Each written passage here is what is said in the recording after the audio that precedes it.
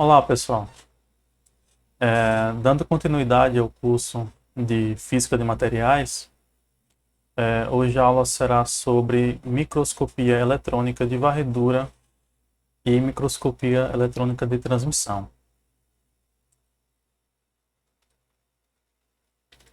Nós vamos falar um pouco sobre a história da microscopia eletrônica, tipos de microscopia, diferenças entre a microscopia eletrônica e a microscopia óptica,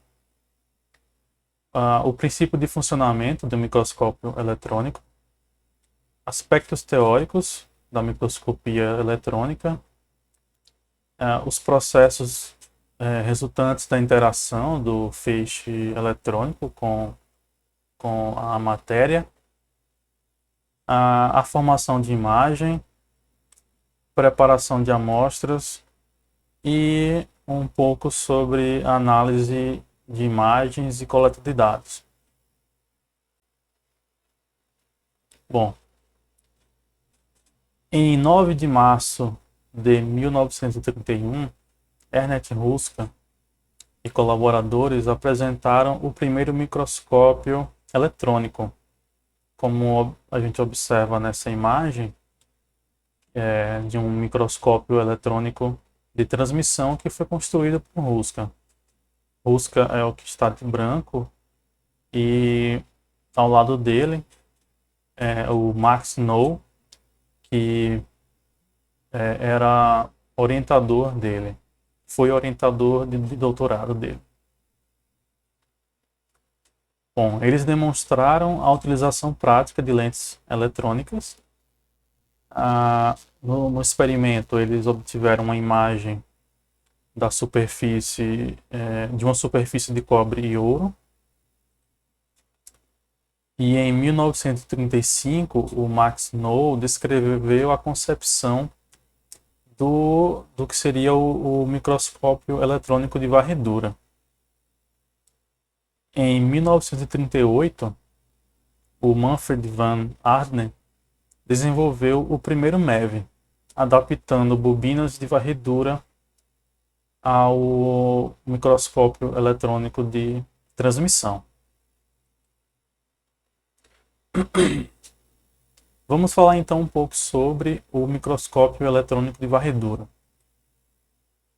Bom, ele consiste no uso de um feixe colimado de elétrons para explorar a microestrutura da superfície de um material. As fontes de emissão de elétrons mais usadas, né, nesse tipo de microscopia usam o efeito termiônico como fonte de elétrons, né, em filamentos de tungstênio ou em cristais de hexaborete de lantânio, podendo ser também hexaborete de cério. Esta imagem ela mostra o filamento de tungstênio. Nesta outra, a gente observa o monocristal, um monocristal de hexaborete de lantânio.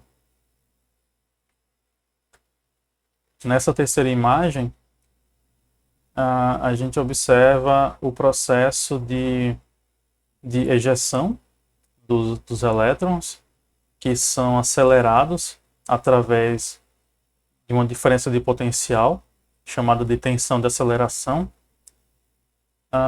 São acelerados em direção ao ânodo e tendo assim um feixe, né, de elétrons.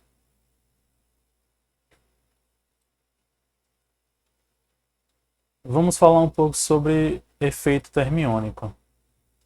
Este efeito ele foi descoberto acidentalmente por Thomas Edison e consiste da emissão de elétrons a partir de um metal aquecido em condição de vácuo, sendo o número de elétrons emitidos por um filamento aquecido dependente da temperatura. Este estudo ele foi realizado por Richardson e por este feito ele recebeu o Prêmio Nobel em Física em 1928. A quantidade mínima de energia necessária para que um elétron escape da superfície de um metal é chamada de função trabalho e varia para cada metal. A densidade de corrente máxima emitida por um metal a uma temperatura T é dada pela densidade de corrente, pela densidade eletrônica, onde o W é a função trabalho, T a temperatura e A a constante de proporcionalidade. Ainda falando sobre o MEV, a microscopia eletrônica de varredura pode também ser de alta resolução. Esta usa o princípio do efeito de emissão por campo, né? Ou Field Emission Gun. Daí vem a abreviação FEG. Na geração dos elétrons a partir de um monocristal de tungstênio, sendo então um cátodo não aquecido. Com uma ponta extremamente fina e com raio de curvatura da ordem de décimos de angstrom a alguns micrômetros. Como a gente observa nessa imagem aqui, na figura A, um monocristal de tungstênio com a ponta extremamente fina. Na figura que mostra o feixe eletrônico, né? A representação do feixe eletrônico, notem que, em comparação ao feixe eletrônico produzido a partir do filamento de tungstênio,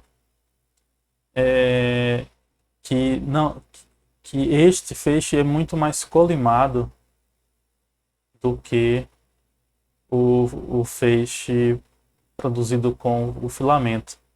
Então, sendo essa uma característica que vai impactar diretamente na resolução, no poder de resolução de um equipamento FEG.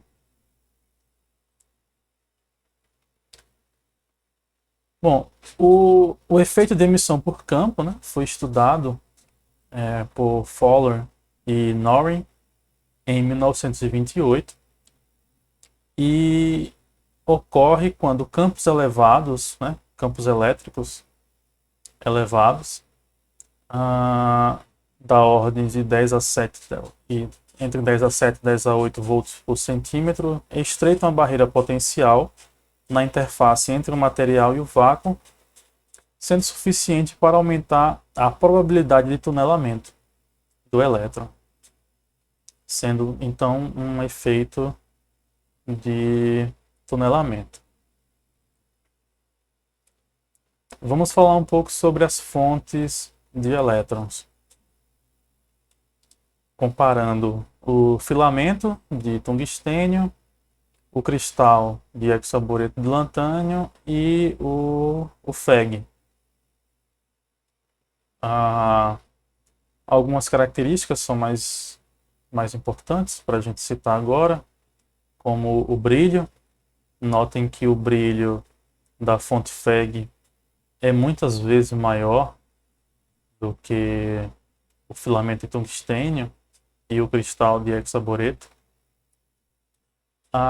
Outro parâmetro também importante é o tempo de vida. O tempo de vida do filamento de tungstênio da ordem de aproximadamente 100 horas, enquanto que o tempo de vida dos monocristais é bem superior. Isso, obviamente, pela natureza, em ser um filamento igual um filamento de lâmpada incandescente. Chega uma hora que, pelo número de ciclos, ele se rompe. Por outro lado, ele apresenta uma manutenção fácil, né? Considerada fácil, em que o próprio usuário ele consegue fazer a troca do filamento. Enquanto que no caso de um equipamento FEG, o desgaste do monocristal, da ponta do monocristal, ela acaba necessitando da troca e sendo um processo complexo, que só é executado pelos técnicos da empresa que construíram o microscópio. Outro parâmetro importante é o custo. O equipamento, o microscópio eletrônico de varredura de baixo vácuo, que é esse que tem o filamento de tungstênio, ele tem um custo relativamente baixo se comparado ao FEG, por exemplo. Outro parâmetro também importante citar, a resolução. A resolução para, aqui tem um exemplo, para duas tensões de aceleração, 30 e 1 kV. Notem que quanto maior a tensão de aceleração, maior é a resolução. A distribuição de energia também é importante citar. Notem que no FEG temos uma distribuição de energia mais estreita, dando uma característica de um feixe mais monocromático. Vamos falar um pouco sobre o transmissão agora. Consiste no uso de um feixe de elétrons, tipicamente gerados por emissão de campo, que atravessam a amostra sofrendo diversos tipos de espalhamento, que dependem das características do material. Os elétrons saem da superfície inferior da amostra, eles incidem sobre a superfície superior, atravessam, saindo pela superfície inferior da amostra,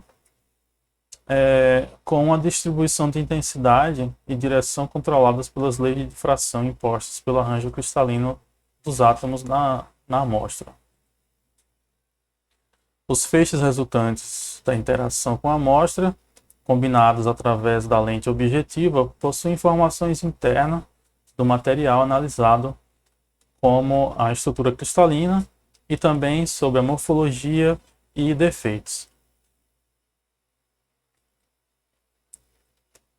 Ainda no MET, as imagens são formadas pela interferência entre os elétrons transmitidos e espalhados pela amostra. Assim, a interação do feixe de elétrons com a amostra permite a obtenção de diferentes tipos de contraste na imagem, como, por exemplo, as imagens de campo claro, formada por elétrons que sofrem pouco desvio, enquanto as imagens de campo escuro são formadas por elétrons difratados pelos planos cristalinos do material. Também tem o contraste por massa, que depende do número atômico da amostra. Vamos falar um pouco sobre limite de resolução. Mas antes de definirmos o que seria o limite de resolução de um microscópio, vamos entender dois conceitos.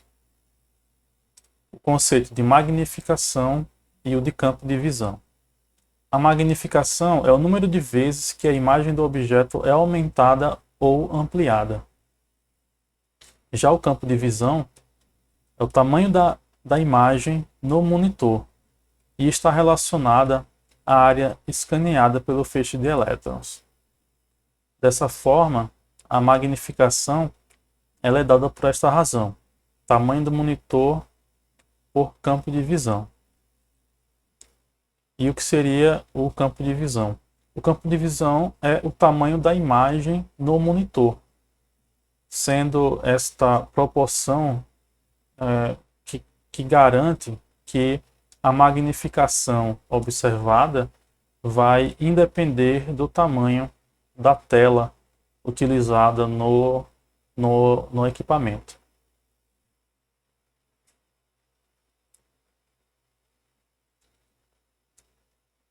A resolução, então, ela é a capacidade de distinguir e separar detalhes de estruturas adjacentes. Notem essa figura aqui, que nós conseguimos definir muito bem os limites, né, a região de borda nesses dois círculos. Já nesta outra imagem, não é possível definir completamente a região de borda nos limites próximos entre um círculo e outro. O que se diz é que esta imagem à esquerda é uma imagem resolvida, enquanto que a imagem à direita é uma imagem não resolvida. O limite de resolução depende do comprimento de onda da fonte e é dado pela distância mínima entre dois objetos que podem ser vistos separadamente, sem contato físico entre eles, sendo descrito matematicamente pela equação de Abbe, em que a resolução ela é dada por uma constante, 0,612, o comprimento de onda da fonte de iluminação, nesse caso o comprimento de onda dos elétrons, por um parâmetro n, chamado de índice de refração, do meio entre a fonte e a lente, e por um ângulo θ, ângulo de meia abertura da lente. Esse produto, n sendo θ, é chamado de abertura numérica. Bom, como nós estamos tratando com elétrons, então o comprimento de onda vai ser o comprimento de onda de de Broglie, que é dado pela constante de Planck sobre o momento linear, sendo o momento linear dado pela massa vezes a velocidade da partícula. A velocidade dos elétrons determinada pela tensão de aceleração, no caso do microscópio eletrônico. Então, nós podemos encontrar a velocidade do elétron através de sua energia cinética. Então, a energia cinética, meio de mv ao quadrado, reescrevendo a equação, substituindo a equação, substituindo o momento linear na equação 4, nós chegamos nesta equação, reescrita fica desta forma, e substituindo a equação 5 na equação 2, nós temos que o comprimento de onda da propagação de elétrons em uma dada tensão de aceleração pode ser escrito como a constante de Planck sobre a raiz de 2 vezes m vezes a energia cinética. Como exemplo, usando a tensão de aceleração, uma tensão de aceleração de 60 kV, encontramos um comprimento de onda da ordem de 0,005 nanômetros. Para esse cálculo é necessário fazer a conversão de kV para Joule.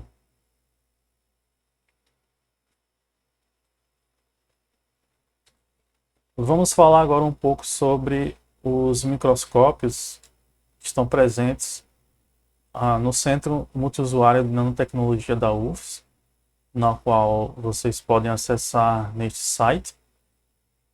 Atualmente existem 3 microscópios, 2 de varredura e 1 de transmissão. O primeiro, ele apresenta uma resolução de 0,2 nanômetros, com tensão de aceleração de 4 a 120 kV, com poder de magnificação de 200 a 1.200.000 vezes. O segundo é um FEG, é um microscópio de varredura de alta resolução, que tem resolução de 0,6 a 1,4 nanômetro e tensão de aceleração entre 0,1 e 30 kV, poder de magnificação de 25 a 1 milhão de vezes. O terceiro é um de varredura, num baixo vácuo, equipado com filamento de tungstênio, que tem resolução de 4 nanômetros, tensão de aceleração entre 0,5 e 30 kV e poder de magnificação de 5 a 300 mil vezes.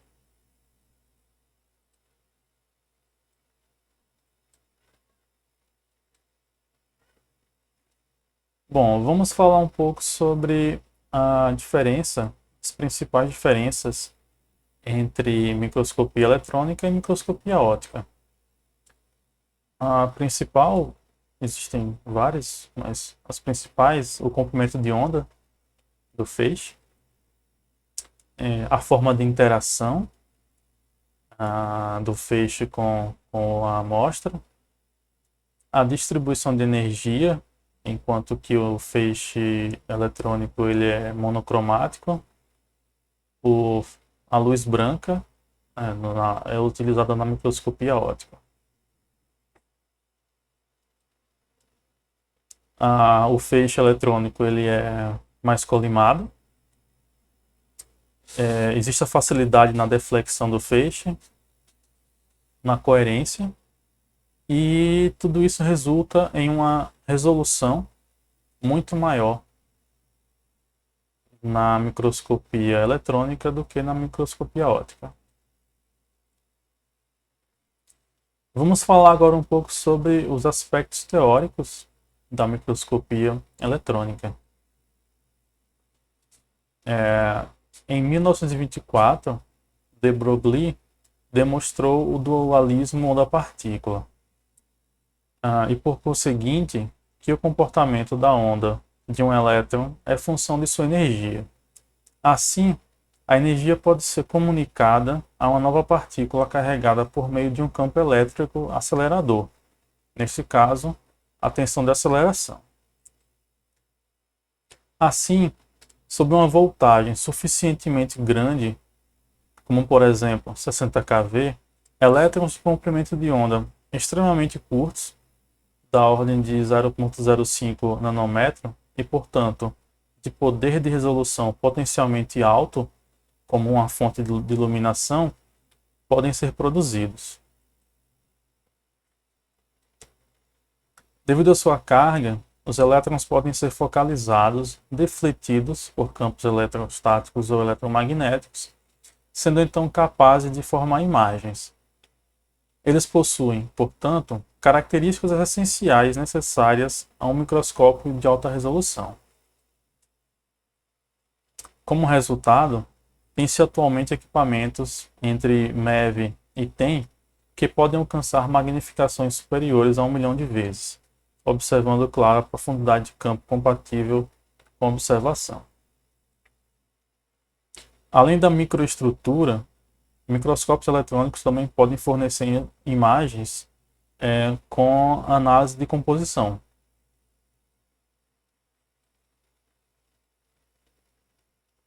Vamos falar um pouco sobre o princípio de funcionamento de um microscópio eletrônico de varredura. O feixe de elétrons criado na fonte, ejetado pela fonte, atravessa toda a coluna, em seguida é focalizado na amostra, passando por uma série de lentes eletromagnéticas e chega até a amostra com um spot, um diâmetro da ordem de alguns nanômetros. As lentes magnéticas, normalmente o microscópio de varredura tem 3 lentes, sendo as 2 primeiras chamadas de lentes condensadoras, que são responsáveis pela colimação do feixe, e uma terceira lente chamada de lente objetiva.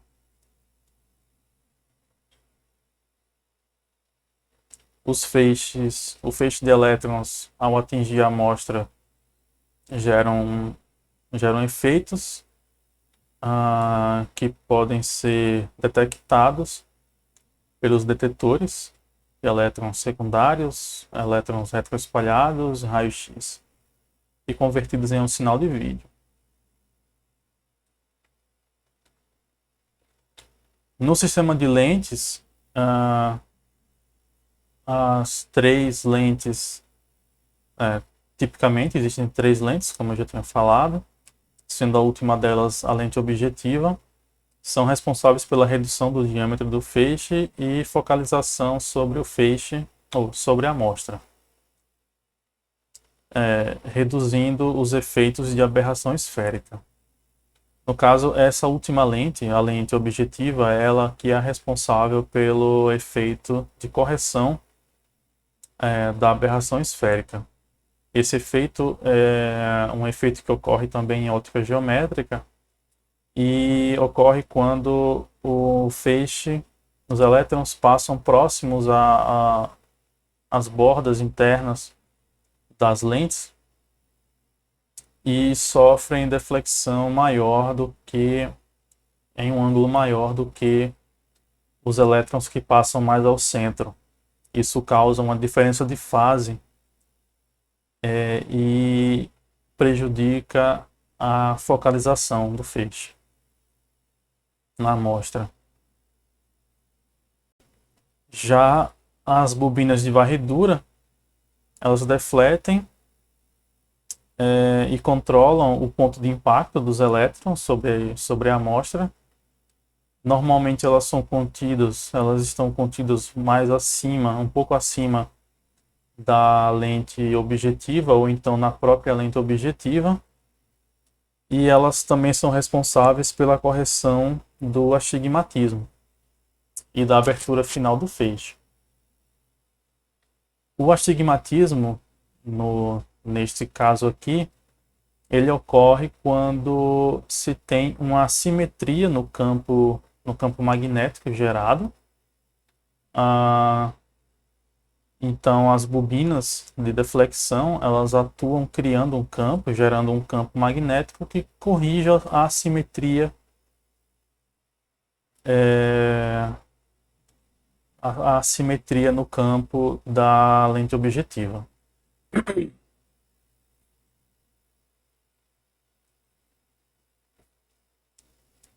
Vamos falar um pouco sobre a interação dos elétrons com a amostra. Bom, quando o feixe primário incide na amostra, parte dos elétrons difundem-se e constituem um volume de interação, cuja forma depende principalmente da tensão de aceleração e do número atômico da amostra. Como consequência, ocorre uma mudança na velocidade dos elétrons, alterando apenas sua direção e magnitude. Quando ocorre apenas a mudança na direção, dizemos que ocorreu um espalhamento elástico. Já quando ocorre mudança de direção e magnitude, dizemos que ocorreu um espalhamento inelástico. A redução na velocidade dos elétrons, causadas pelo espalhamento inelástico, ela é maior para materiais com número atômico maior, né, devido à maior densidade eletrônica.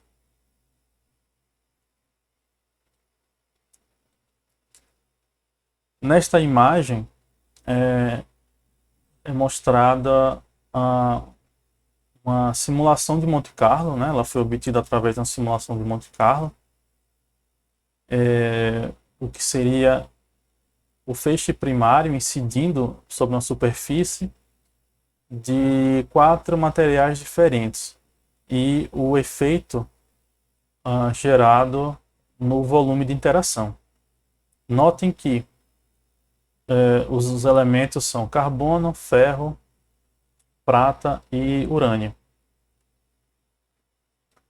Se nós compararmos carbono com urânio, né, fica muito mais evidente que quanto maior o número atômico, menor é o volume de interação. Isso porque há um aumento na perda de velocidade, há mais espalhamento inelástico.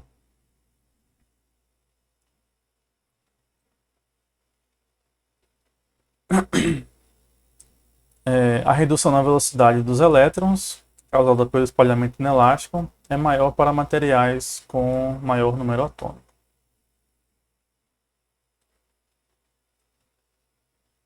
Nesta próxima imagem, ela também mostra os efeitos gerados em uma projeção aqui.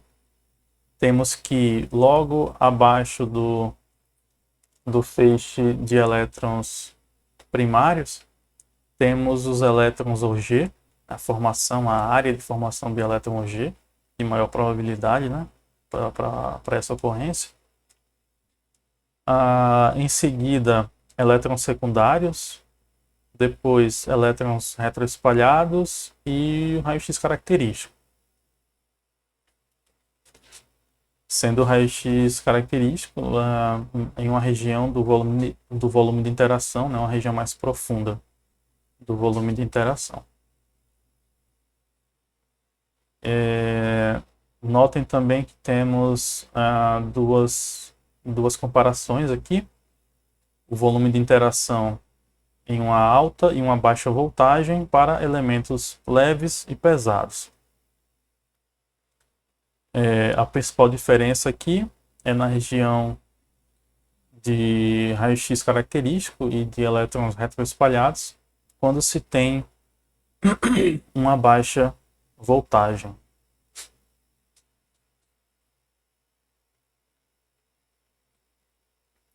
Neste volume, os elétrons e as ondas eletromagnéticas produzidas são utilizados para formar as imagens e para efetuar análises físico-químicas. Essa figura à direita, também obtida através da simulação de Monte Carlo, mostra para um mesmo elemento, para um mesmo material, o volume de interação a partir de 3 tensões de aceleração. E o que a gente observa é que quanto maior a tensão de aceleração, maior é o volume de interação.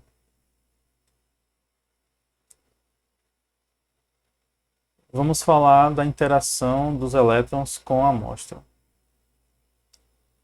Bom, para serem detectados, os elétrons e os fótons resultantes da interação do feixe eletrônico com a amostra devem atingir o detetor. A profundidade máxima de detecção, portanto, a resolução espacial, depende da energia com que estas imagens, ou com que estas atingem o detetor. Por exemplo, elétrons retroespalhados possuem maior energia do que elétrons secundários. Assim, o detetor de elétrons retroespalhados irá operar em uma faixa de energia maior do que a de elétrons secundários,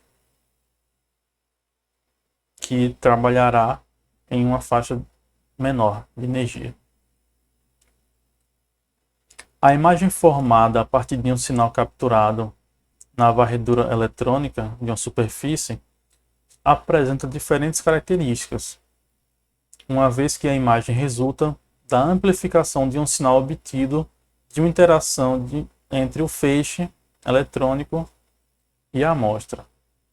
Dentre os sinais emitidos, os mais utilizados para a obtenção da imagem são os originários dos elétrons secundários e elétrons retroespalhados.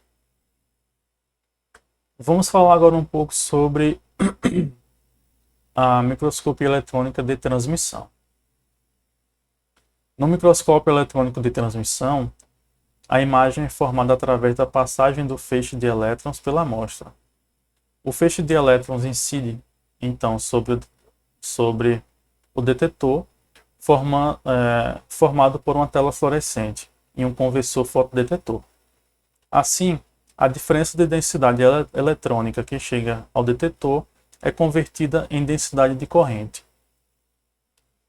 O comprimento de onda dos elétrons pode chegar a valores menores do que 0,05 nanômetro, como nós já vimos. o que permitiria uma resolução maior que 0,02 nanômetro, a um aumento da ordem de 1 milhão de vezes. Na prática, esses valores eles são difíceis de se alcançar devido a limitações tais como imperfeições na amostra e ao método de preparação. No microscópio eletrônico de transmissão, o feixe de elétrons com uma certa aceleração atravessa a amostra, que foi previamente seccionada por um ultramicrótomo, com cortes de no máximo 70 nanômetros.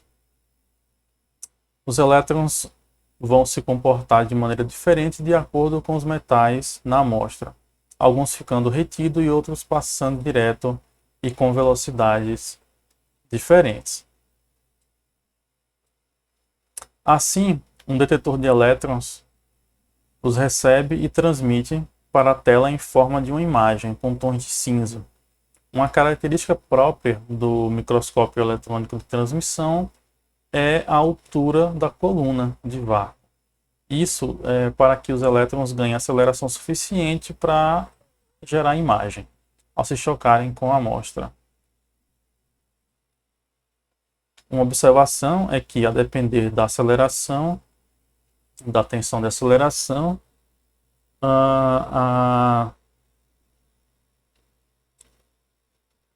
e também das características do material, a análise ela pode acabar destruindo a amostra. Vamos abordar então as principais diferenças entre o MEV e o MET.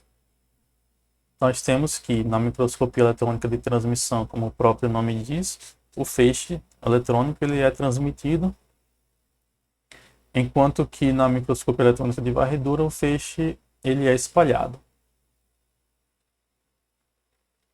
Temos aqui algumas outras características, como por exemplo, na microscopia eletrônica de transmissão permite a observação da organização interna da amostra, né, já que o feixe ele é transmitido. O perfil da imagem ele é bidimensional, enquanto que na microscopia eletrônica de varredura o que se analisa é apenas a superfície da amostra, mas tem-se a formação de imagens com aspecto tridimensional.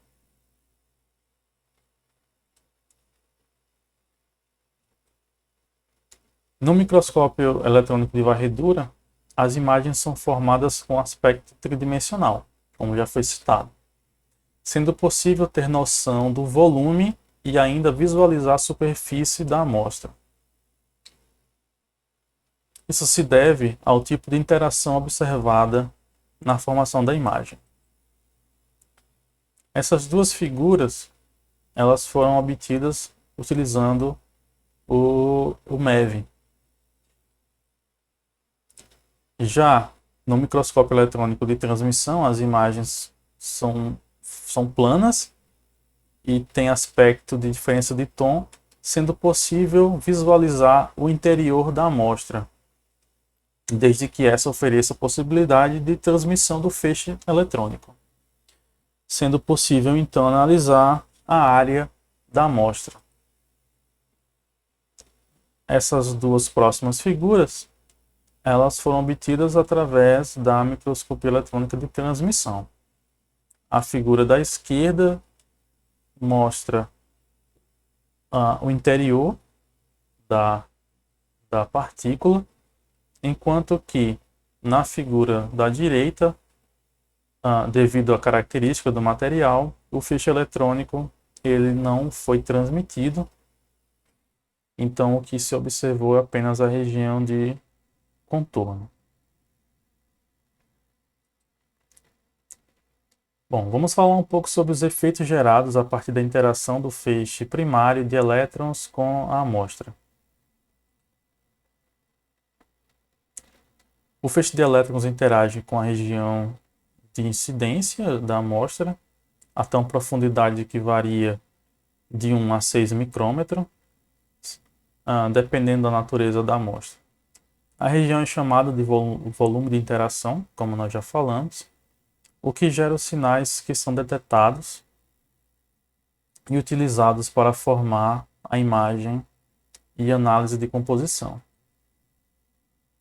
Nessa figura aqui, o que nós observamos é uma representação, assim como vimos anteriormente, a interação do feixe primário, do elétron primário e as regiões do volume de interação onde ocorre cada efeito.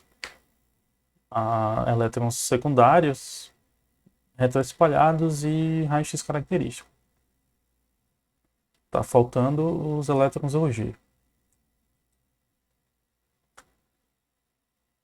Então vamos falar um pouco sobre o que seriam os elétrons secundários. Os elétrons secundários no MEV resultam da interação do feixe eletrônico com os átomos da amostra. Estes são injetados de átomos da amostra devido a interações inelásticas dos elétrons energéticos do feixe primário, com elétrons pouco energéticos dos materiais. Por definição, os elétrons que são emitidos da amostra com energia inferior a 50 eletronvolts são chamados de elétrons secundários. Portanto, os elétrons secundários são definidos somente com base em sua energia cinética. Dentro desta faixa de energia, também existem alguns elétrons retroespalhados que perdem toda a energia, mas sua contribuição é muito pequena e podem ser efetivamente ignorados. Ainda sobre elétrons secundários, os elétrons secundários são capazes de formar imagens com resolução de 3 a 5 nanômetros, sendo estes formados pela excitação dos elétrons fracamente ligados ao núcleo. A natureza dessa interação é a colisão inelástica, visto que ocorre transferência de energia do elétron primário para átomos da amostra, ocorrendo mudança na trajetória e energia cinética dos elétrons do feixe primário. Classicamente, este mecanismo de interação é conhecido como espalhamento Rutherford e fornece imagens com alta resolução de contraste e relevo da superfície da amostra.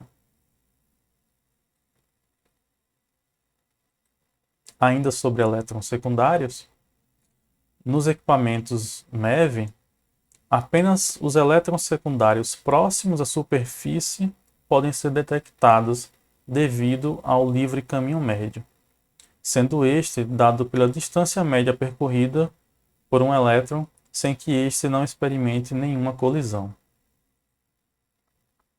O contraste na imagem ele é dado pelo relevo da amostra e é a principal característica física do material responsável pela formação da imagem no MEV.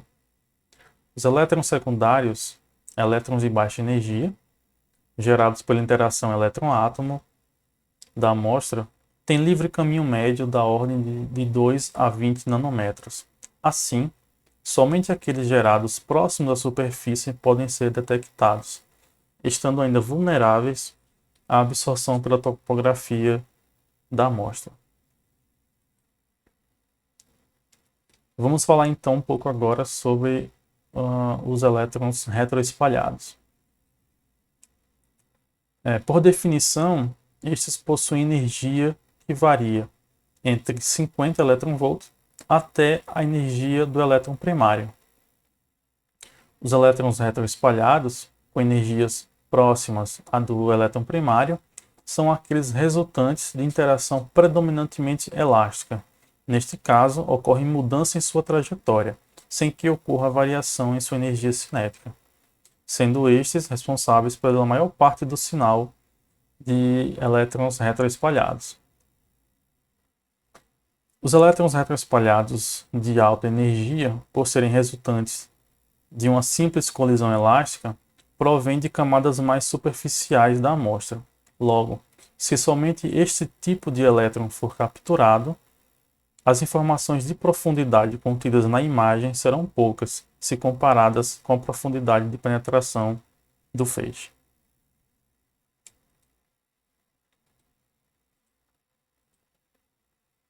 Assim, o sinal de elétrons retroespalhados, utilizado na formação da imagem, é resultante das interações ocorridas mais para o interior da amostra, proveniente de uma região do volume de interação, abrangendo um diâmetro maior do que o diâmetro do feixe primário. Porque se forem captados os elétrons de altas energias que são ejetados próximos da superfície, pouca informação vai ser obtida com relação à profundidade. A imagem gerada por esses elétrons fornece diferentes informações em relação ao contraste que apresentam, além de uma imagem topográfica, contraste em função do relevo.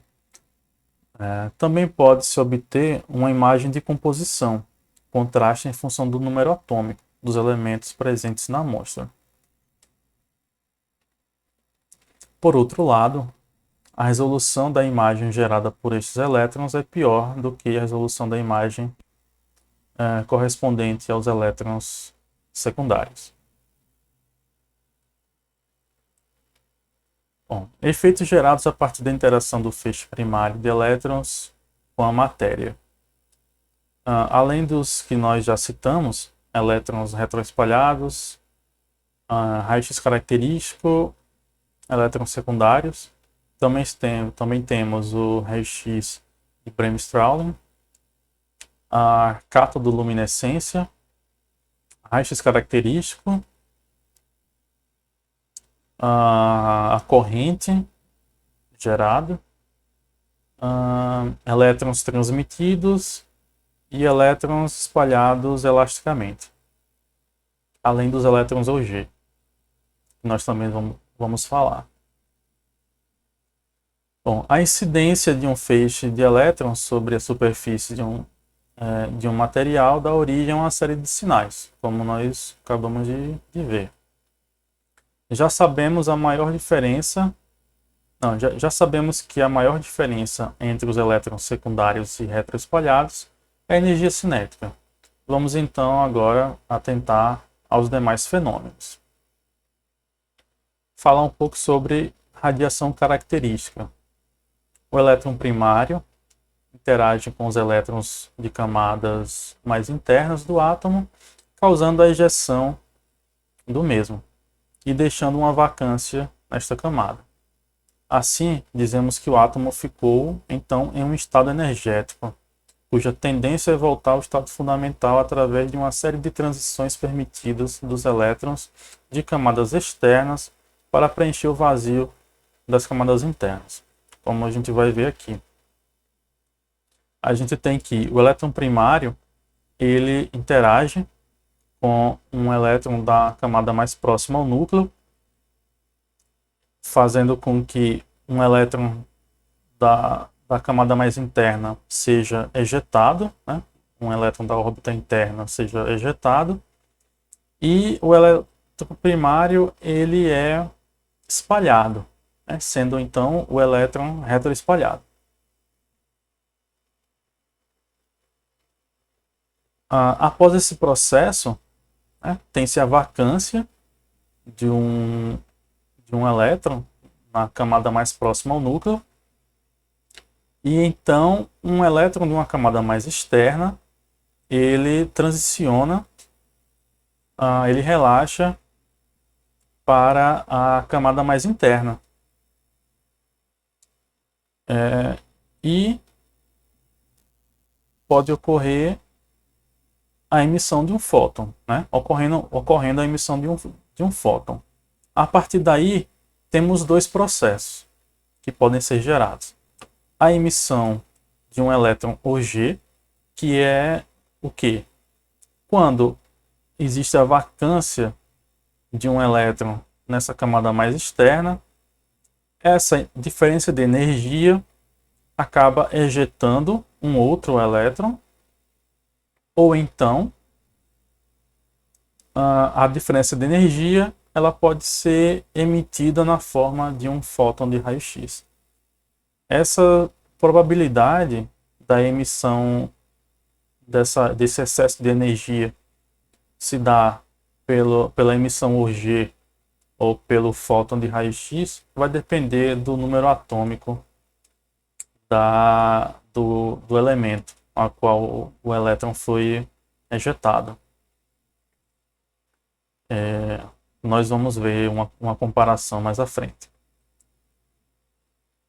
Bom, aqui tem uma relação das principais linhas das transições com o aumento da energia. Então, uma excitação na borda K. Você tem uma transição, a gente observa uma transição da camada K para a camada L. Dá-se o nome de uma transição K-alfa. Se a transição ocorre da camada K para a camada M, dá-se o nome de camada de emissão K-beta. Esses nomes, essa nomenclatura é muito comum para quem trabalha com difração de raio-x, por exemplo.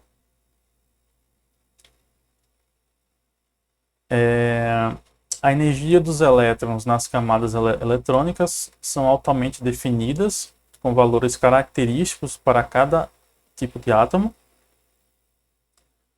A diferença de energia na transição de camadas mais externas para camadas mais internas é também característica de cada átomo.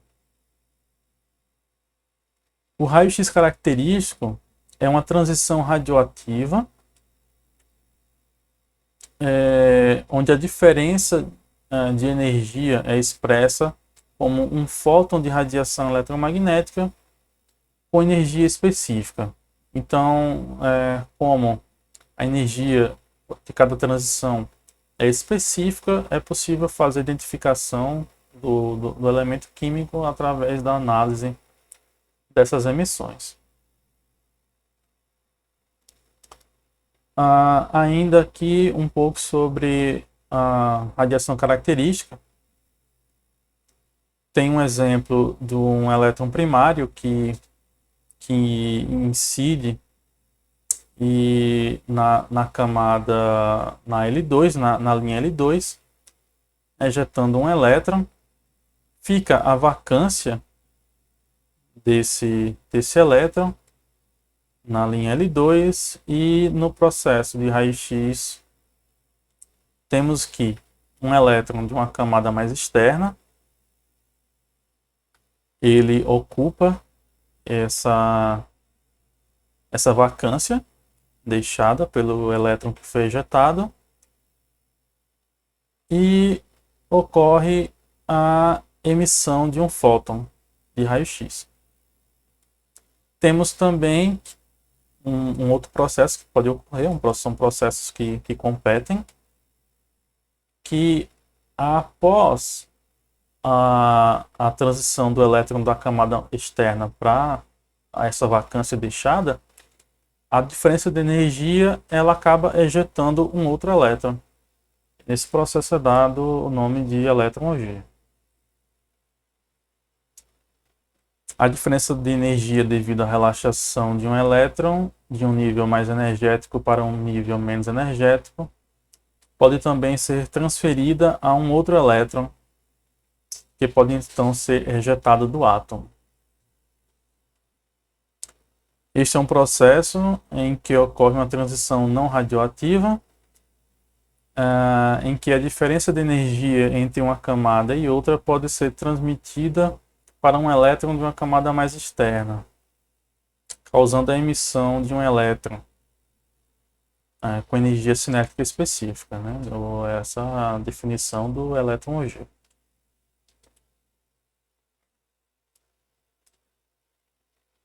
Vamos então mostrar um gráfico que relaciona as probabilidades de ocorrência da emissão Auger ou do raio-x em relação ao número atômico. Note que quanto maior o número atômico, maior a probabilidade do rendimento de raio-x, e o rendimento de emissão Auger ele decresce com o aumento do número atômico. Essa probabilidade da emissão Auger ela aumenta com a diminuição da diferença entre os níveis de energia envolvidos na transição. Como eu mostrei, esses níveis são aqueles que eu mostrei na tabela numa figura anterior das transições. Bom, vamos falar um pouco sobre a formação de imagem no MEV. No MEV, um feixe de elétrons varre a superfície da amostra, gerando alguns fenômenos que nós já vimos, como espalhamento, reflexão. Neste processo existe um detetor que analisa a velocidade, ângulo e direção desses elétrons. E através desses parâmetros formam a imagem. Esta imagem aqui, ela é uma foto do microscópio de varredura de baixo vácuo, equipado com filamento de tungstênio e um EDS.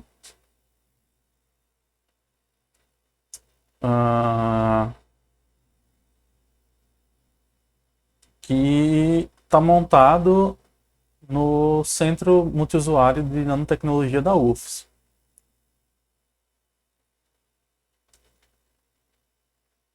Essa imagem aqui mostra os principais constituintes, as lentes condensadoras, a fonte de elétrons, o ânodo, as bobinas de varredura, o sistema de vácuo e a câmara de amostras onde ficam localizados os detetores, né? Os detetores de elétrons secundários, retroespalhados e raios característicos.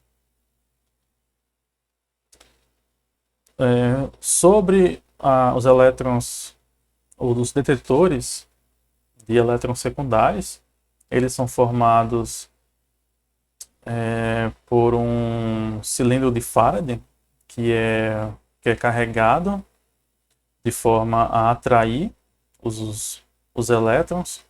Esses elétrons incidem e acabam gerando um efeito de cintilação, né, no cintilador, que é posicionado na ponta da guia de luz. E essa informação, então, ela é conduzida à fotomultiplicadora e o sinal ele é processado e a imagem é gerada. Então, esse é o princípio de funcionamento do detetor de elétrons secundários. Diferentemente do detetor de elétrons retroespalhados, que fica localizado acima da amostra. Existem dois tipos de detetor de elétrons retroespalhados, com um cintilador conectado a uma fotomultiplicadora e também um detetor, um semicondutor, uma junção PN, em que os elétrons, ao atingirem, geram uma corrente e o sinal é processado e também a imagem é formada. Bom, temos aqui duas imagens feitas, que foram feitas de uma mesma região, de uma amostra. A imagem A, ela é referente à detecção de elétrons secundários. Notem que a gente consegue observar um efeito de camadas nesta imagem. enquanto que a imagem B, a imagem feita no modo de elétrons retroespalhados, ela nos dá uma noção maior de profundidade, devido à natureza dos elétrons, virem de uma região mais profunda da amostra.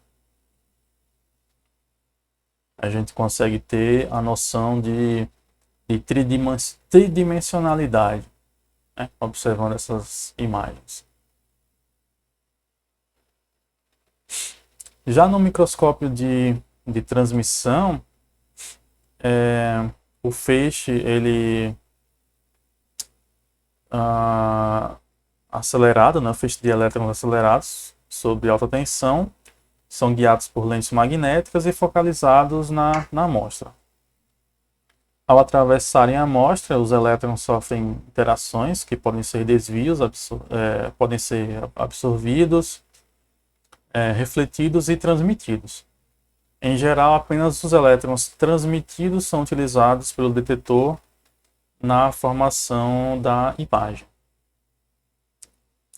Essa foto também foi tirada lá no Centro Multiusuário de Nanotecnologia. É do microscópio de transmissão. Aqui tem uma representação dos principais componentes. Nós temos as lentes condensadoras, o porta-amostra, a região onde a amostra é colocada, a lente objetiva, a lente de projeção e o plano de formação da imagem.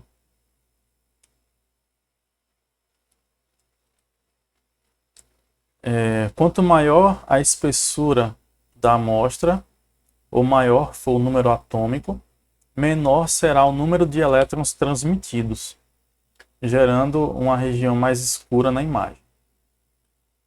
Este conceito é usado para a realização de imagens por difração de elétrons em materiais cristalinos. Neste próximo slide aqui, nós temos duas figuras. A da esquerda é a imagem que mostra a microscopia eletrônica de transmissão em nanopartículas de prata. Já a imagem da direita mostra um efeito de difração em uma liga de cobre, alumínio e níquel. Uma difração de elétrons. Bom, vamos falar um pouco sobre parâmetros que influenciam na resolução da imagem. Um deles é a tensão de aceleração dos elétrons. Os elétrons incidentes não poderão ejetar elétrons de energia superior à sua. Portanto, é importante escolher uma tensão de aceleração compatível com os elementos do material que se quer analisar. Outro parâmetro é a corrente. Quanto maior a corrente, maior o diâmetro do feixe, menor será a resolução. Distância de trabalho é a distância entre a amostra e a lente objetiva. E quanto menor a distância de trabalho, melhor será a resolução. Por outro lado, quanto maior a distância de trabalho, tanto maior será a profundidade de campo obtida. Então, tem que encontrar um meio termo, uma relação aí para uma melhor qualidade do que se quer analisar. A resolução será determinada pelo diâmetro sobre o qual vai sair o sinal de elétrons secundários ou retroespalhados, que será utilizado para formar a imagem. Isso nós já vimos. E não será possível observar detalhes de tamanho inferior a este diâmetro. Isso é importante. Vamos falar um pouco sobre preparação de amostras. No caso de materiais biológicos isolantes, temos a secagem a ponto crítico, que é o processo utilizado na desidratação total da amostra, faz com que todo o líquido da amostra entre em fase gasosa. Outro processo também é a metalização, ou também chamado de recobrimento. No caso de materiais biológicos ou isolantes, é necessário que o feixe eletrônico seja escoado, né? Ele não pode ser simplesmente absorvido pela amostra, ele tem que ser conduzido. Dessa forma, usa-se um processo de deposição de íons, chamado sputtering, para tornar a amostra condutora. O recobrimento também melhora o nível de emissão de elétrons, facilitando a construção da imagem. Como consequências de uma amostra não condutora, o que se observa são regiões extremamente claras na imagem, alteração na posição do feixe, causando deslocamento da imagem, em que a amostra parece estar se movimentando, né? Dizemos que isso é um efeito de carregamento, a amostra está carregada e começa a repelir o feixe. Então, isso se traduz em um movimento na imagem, parecendo que a amostra está se movimentando. Então, são efeitos gerados pelo carregamento.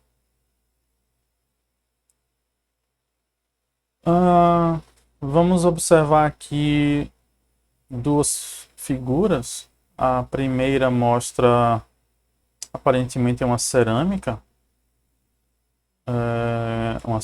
densa, formada por essas partículas, né, por esses grãos. E a gente observa esses pontos mais claros, indicando efeito de carregamento. Um efeito de carregamento nessas regiões saturadas. Mas ainda assim foi possível realizar a medição. Já neste outro caso aqui, não foi possível realizar uma medição adequada, visto que o efeito de carregamento era muito acentuado, de forma que aparentemente nem foi possível encontrar um ajuste de foco. Então seria o caso seria necessário fazer um processo de recobrimento nessa amostra para que se pudesse fazer uma medida adequada. Em sistemas macroscópicos, normalmente requer que a amostra esteja fixada no porta-amostras e que a amostra seja condutora. Por exemplo, se queremos analisar uma pastilha, queremos analisar um monocristal, um pedaço de um monocristal, queremos analisar um pedaço de dente, um parafuso, enfim, algo macroscópico, né? Então a amostra ela precisa ser fixada e tem que ser condutora. Em sistemas microscópicos e em nanoescala, requer maior atenção ao que se quer estudar, porque nem sempre, ou melhor, na maioria das vezes, a preparação da amostra nas condições de medida em um microscópio eletrônico, elas que determinam a qualidade do resultado que se vai obter. Então, se requer maior atenção. Por exemplo, nanopartículas. No caso de nanopartículas, elas precisam ser depositadas em uma superfície condutora extremamente polida, porque as imperfeições na superfície do substrato onde as partículas serão depositadas podem acabar mascarando e as partículas adentrarem nessa superfície que pode ser rugosa ou irregular, e sendo dessa forma praticamente impossível fazer o estudo das partículas que ali foram depositadas. Então, as partículas devem ser depositadas em uma superfície extremamente polida e também não devem apresentar um alto grau de aglomeração, visto que se quer observar as dimensões em nanoescala, se a amostra, se as partículas estão muito aglomeradas, acaba prejudicando muito na capacidade de resolução, né? De resolução da imagem, né? A imagem acaba não ficando resolvida como se queria,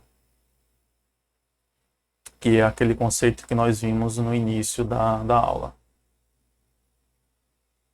Um outro exemplo, fraturas, poros, grãos em metais ou cerâmicas, também requer que estas estejam depositadas em uma superfície condutora.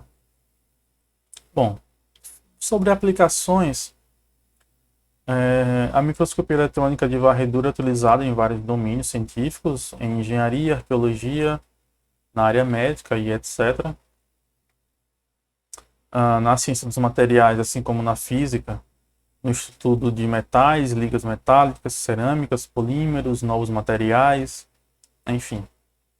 Na área de ciências biológicas, objetos grandes como insetos, tecidos, pequenos objetos tais como vírus e bactérias também são estudados através de microscopia eletrônica.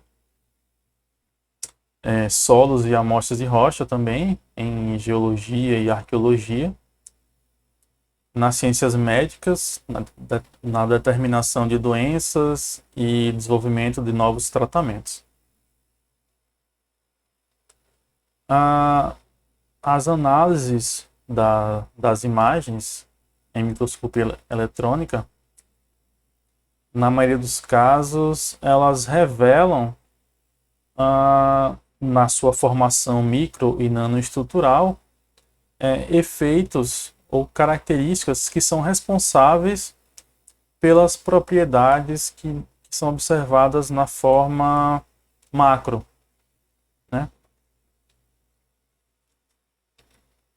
Na maior parte dos casos, o que se quer descobrir é um conjunto de dimensões do material estudado. Então, nesse sentido, se faz necessária a utilização de softwares para tratar todo o conjunto de imagens que se obtém sobre uma amostra. Eu vou citar como exemplo o ImageD.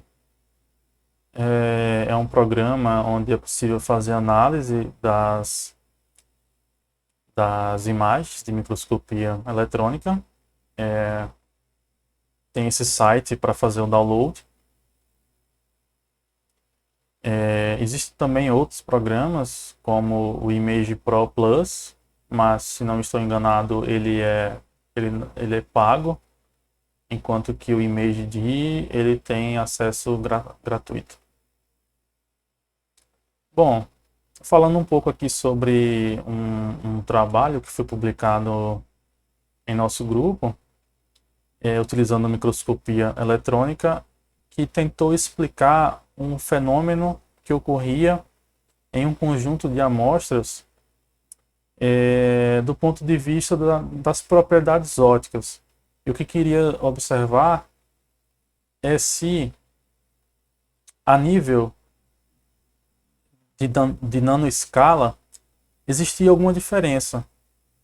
E o que se observou aqui foi que ocorre uma mudança de morfologia e também de tamanho médio nesse conjunto de amostras.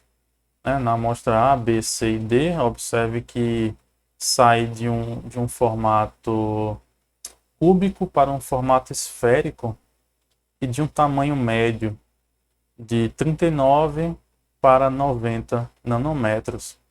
Então, esse foi um trabalho realizado que mostrou que características em escala nano influenciam em outras propriedades, assim como propriedades estudadas na difração de raio-x e em medidas de luminescência.